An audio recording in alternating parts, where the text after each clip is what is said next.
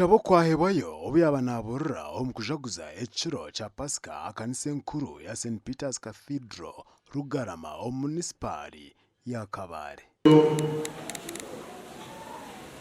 Isitane banyisamu oikubunaku obunaku yaba nanyi bayemyaka 50 iwa isumurusi yaba nanyi bayemyaka 6 iwa isumurusi yaba nanyi bayemyaka 6 iwa isumurusi yaba ni 12 iwa isumurusi obanyamwa bagaragawe omusisi nigete muruju yayonje yashoborra kugira ngo okuzuka kwa Kristo kwine kwegesa omukristayo okugira amatsiko. Amakuru go kuzoka kwa mukama w'Yesu Kristo nigabanyisa ngo harimo bwire obukoreka obusimbuzi ari rufu obusimbuzi ari kureto mwirima no mwirima obusimbuzi ari kureto bwewozi. We Bishop owahumwire Emeritus George William Rukirande obari kuburra kanisa ya All Saints Church omurukabare municipali yahiga abakristayo okwetisa ekibi.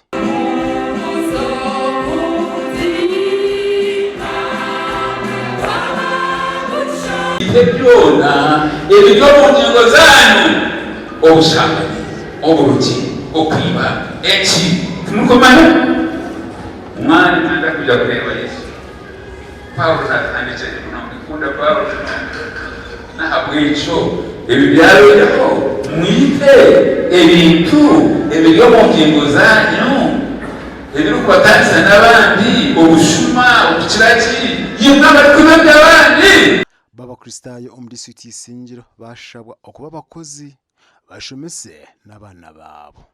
Ebi byagambwa Venerable Reverend Erasmus Nkurunziza owayebemberamo okushaba ekiro kya Pasika omurukanyamwizi Kabuyandi singiro arakanyamwizi Church of Uganda.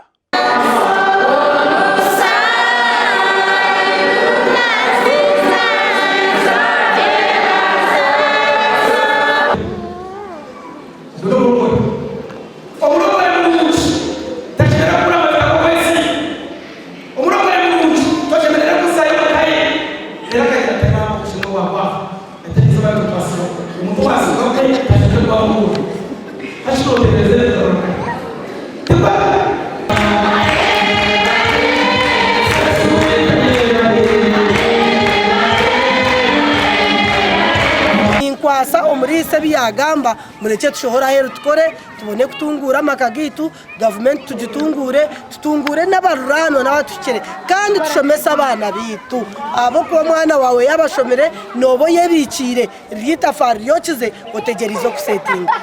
Amakuraga gasha kwa Nelson ahimbisibwe na Ruth Nuwamanya.